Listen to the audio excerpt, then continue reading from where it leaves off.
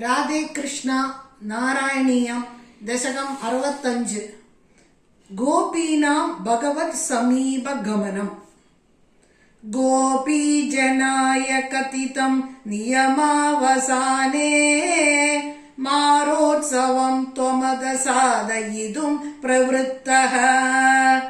സാന്ദ്രേണ ചാന്ദ്രമഹസാ ശിശിരീകൃതാസേ പ്രാപൂരയോ മുരളികാം യമുനാവനാന്തേ.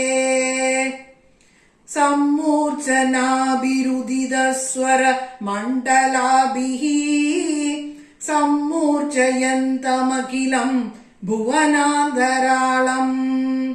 ത്വദ്വേണുനാദമുപകർണ്യ വിഭോ തരുണ്യഃ തത്താദൃശം കമപി ചിത്ത വിമോഹമാപുഃ.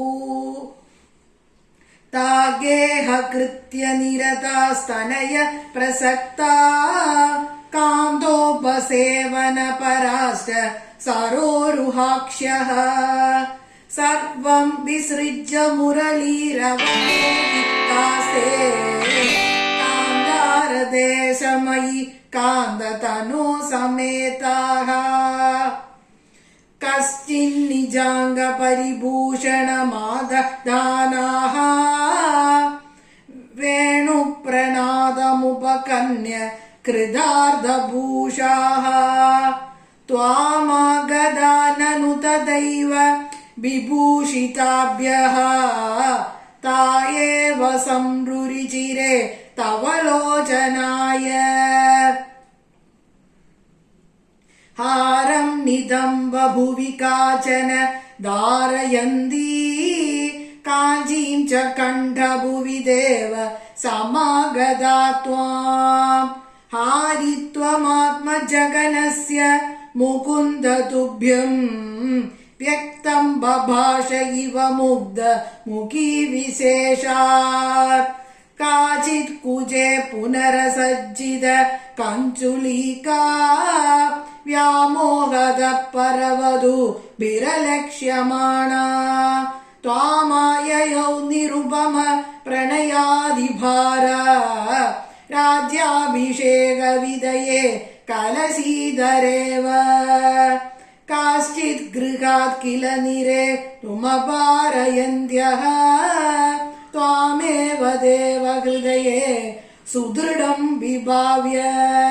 देहं विधूय परचित् सुखरूपमेघम् त्वामाविशन् परमिमा ननु धन्यधन्याः. जारात्मना न परमात्मदया स्मरन्त्यो नार्यो गदा परमहंस गतिं क्षणेन. तं त्वां प्रकाश परमात्मतनुं कथञ्चित् चित्ते वहन् अमृतमस्र मम स्नुवीया.